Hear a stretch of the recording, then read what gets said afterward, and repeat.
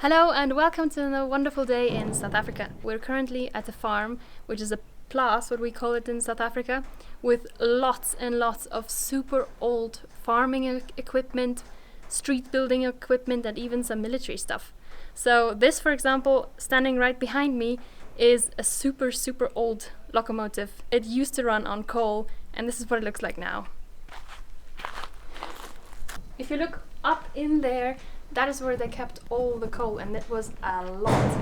And just on the other side is where they threw the coal in to burn the fire and get the train going. And it's massive! You might ask yourself, why are there locomotives on just a farm?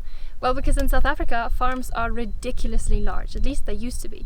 And this farm in particular was so large that they built their own railway to transport their food and the things they produced. This bus is particularly interesting. It's super old, and it comes from the Apartheid time in which whites and blacks were separated. And you can see it on the inside because there are some classes or some compartments that are only allowed for white people and some only for black people. They called it Europeans and non-Europeans. So they were super segregated here. This was normal back in the day, but nowadays, of course, you could never imagine this.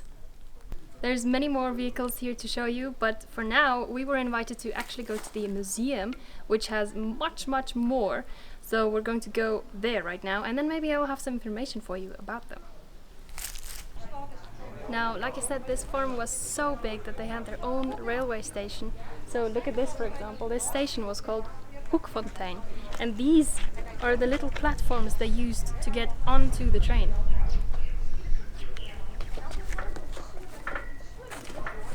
This farm was so cool that they even have a Guinness World Record that they got in 2002 of the most tractors plowing the same field at the same time, which was 786, of which 755 were vintage. This is the beginning of the passenger train that was built somewhere around 1880 to 1920, and I want to take you through it.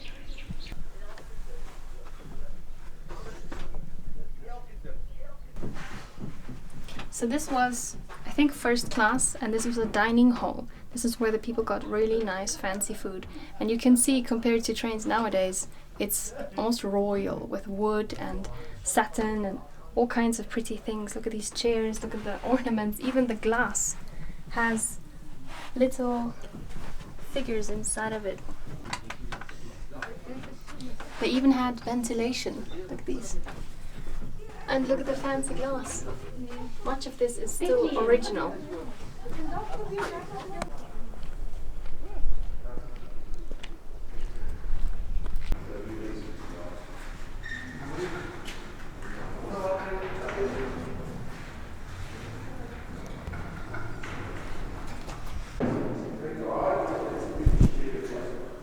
We're now in a military vehicle place where there's all of the vehicles from 1940s, so the Second World War, and this is really interesting because the older people that we're with, they know all about it, so keep telling us stories. And I want to tell you one thing about the jerry cans. So the jerry cans that we know, I didn't know that this is where the name came from, but the British and the Americans used to call the Germans the jerrys. And these jerry cans, you know, the carrying for the petrol. The Germans had created what they look like now, I'll show you. And this was such a clever way to transport petrol that the Americans and the English copied them, and then they called it jerry cans, and that's where the name comes from.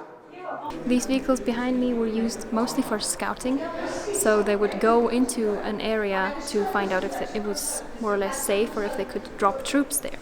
And they were relatively small compared to the other vehicles we see, and they were not equipped with many guns at all. You can see this is called an Eland, and the one next to it is called an Eland 90, and it had a much more heavy-duty gun.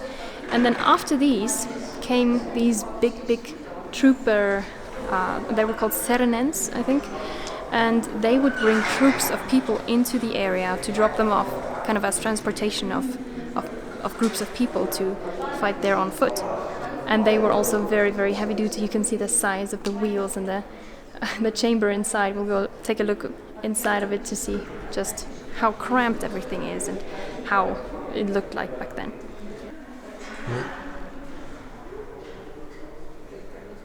Check out how small this area was when it's full of people. Somebody sitting here, somebody sitting there, the driver sitting there. It's just cramped up, and in this place people were being transported directly into the war zone.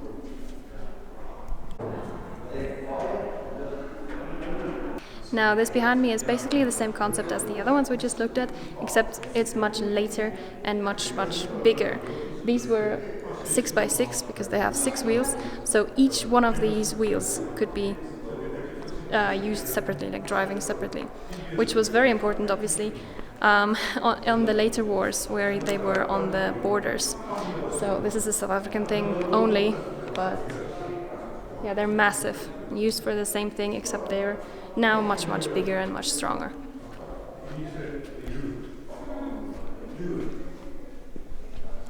Isn't that beautiful? Tractor hospice.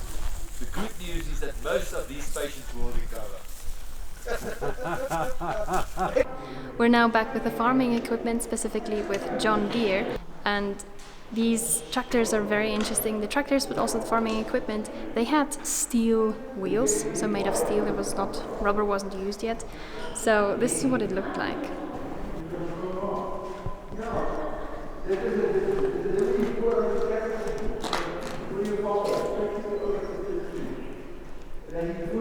Now John Deere was very good at marketing as well, because they offered to test the vehicles on people's farms for them to be convinced of how good their equipment and their tractors are.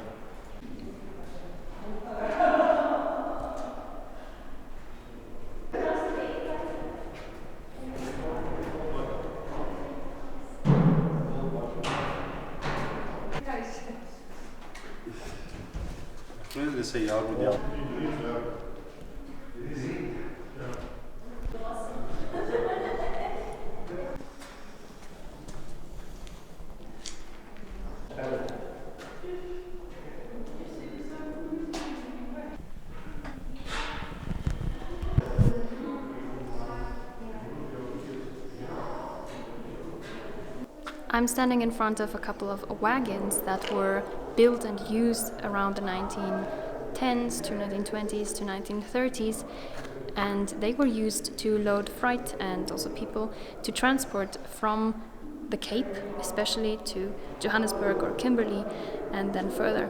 So people would use these to transport their own things, but also live in them for months, oftentimes. This is very important for South Africans nowadays as well, because that's how all the people came to the settlements and built their farms and chose their places.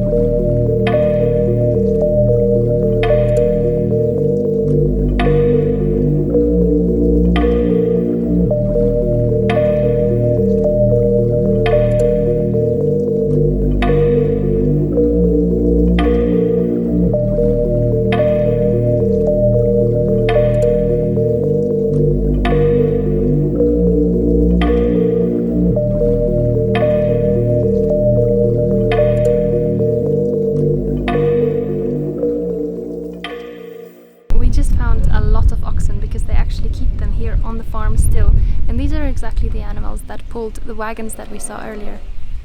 It's very special to see.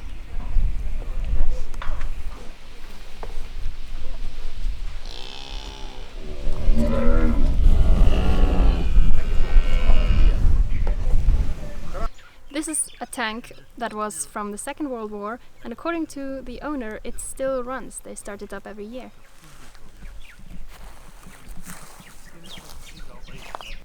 We saw all the vehicles now in the museum, the kind of museum. It's mostly storage spaces where the owner keeps all of the things, because they do gather them, and I find it extremely impressive, especially in the locomotives. While I know nothing about them because I never really saw one in action, only once, but of course they're not of my time, so seeing them all in a storage room but being very well kept and looked after and every now and then also used is just absolutely amazing. I love it. We're back where we were this morning now, which is with the vehicles that were standing outside more or less, and these are the vehicles they used and still sometimes do use to make the roads. You can see a lot of road building vehicles, for instance this Caterpillar bulldozer. This is the end of today's video. I really hope you enjoyed. In the next video I'm going to introduce all of the DKWs that we're driving, which are 5 different, actually very similar DKWs, but they all have their own story because all of them are around 60 years old. So look forward to that. See you in the next one.